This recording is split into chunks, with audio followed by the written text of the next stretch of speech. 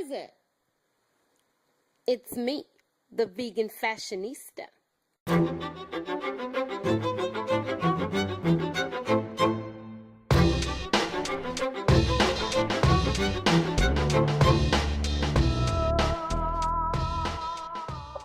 Hey guys, I hope all is well. We're going to switch it up a little bit and talk about a little bit about my personal life and some poetry. A couple of days ago on my blog, I posted my poem that I submitted to the World Poetry Movement Poetry Contest, and it's called Dysfunctional Womb. And I also said that I would do a video to kind of give a backstory about the poem because I know some people may have thought it was a little different from me, a little dark, but it's not. It's a part of my life. It's a part of who I am. So I thought I would just kind of give a little insight to it. Um, the poem really reflects my current philosophy on life, on my life, and just life in general. That no matter what the situation, no matter what the circumstances or what you're going through, if it's a negative one or something that's really causing you pain and stress and trauma, the way to come out successful and victorious on the other side is in how you perceive it, how you look at it. If you constantly dwell on the negative aspects of what you're going through, whatever that challenge may be, it's just going to magnify it. It's going to make it worse. It's going to make it feel worse, like you will never, ever, ever win this game. And I speak from plenty of experience. I, I don't tell, I haven't told too many people about this. I tend to try to stay positive, try to stay on a positive tip, help other people. I'm a helper, I'm a nurturer. And for myself, I learned that I was neglecting nurturing myself. And I just shoved everything down deep and just went along with my life to the point where I was numb when it came to this aspect. But basically, my birth mother, my mom, decided to not be a part of my life one day. Just decided that she was not going to be there for me. And even though she was never really a permanent fixture from my birth, she would kind of come and go from what I can remember. But the last time I saw her, I was about 7 or 8 years old. And to this day, I don't know where she is, what's going on with her.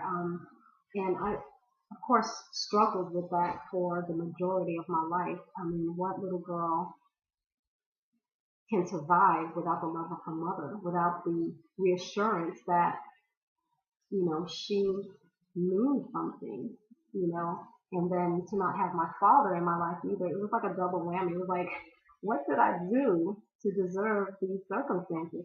And I played that song, that sob story in my head over and over in my life for so long. It affected people who wanted to love me, who wanted to be a part of my life. I pushed them away because until I got older, and when I say older, I mean, I'm talking about in my late 20s, early 30s, finally got it. The light switch went on for me, that it's not about you crying about these circumstances. It's about you looking at it from a different perspective and saying, hey, yeah, those things happen, but look at everything I have. Look at everything I am. Look at what I was given. And, make the best of it. And when I started switching the song that was played, I became a different person. Dysfunctional Womb is kind of like maybe a prelude, or it gives you a little bit of insight to Rainbow Trout. But it was written from the perspective of me inside of my mom's womb, obviously, and knowing that I was not welcome, knowing that it was not the best situation, that I was not like other babies, when their moms carried them around and they were happy and it was a joyful time. But I was still going to come through and make my mark in this world and make the best of a bad situation. And so it again is in line with my philosophy of life and where I am now, and I felt like it came through me so strongly. If you notice, it's not a lot of rhyming. The words just came through, and I really truly believe it came through from a higher plane. It wasn't me just sitting here thinking about what line to write after the next. It was just so organic, and I just felt like I had to share it because someone else needed it as well.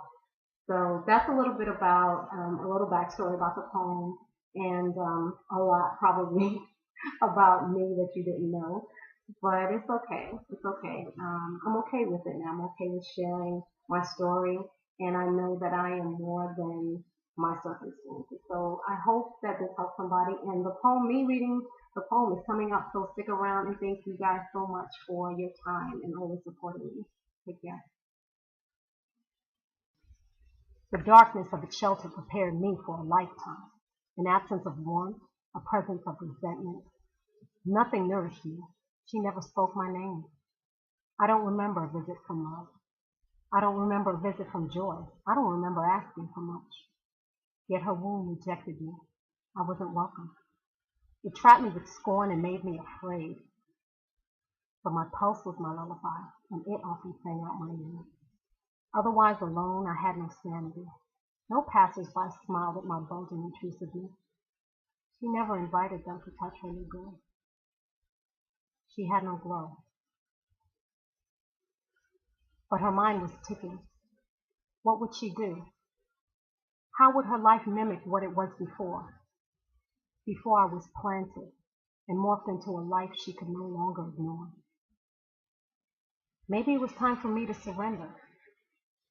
Yes, I planned to search for air I could breathe, life I could live, love I could feel. I twisted and turned and happily brought her pain. The journey from the bitter blackness filled me with hope. She looked away and gave me up with a bloody push. And never embraced me. No, not once. I didn't care. I was here, and the darkness of this shelter had prepared me.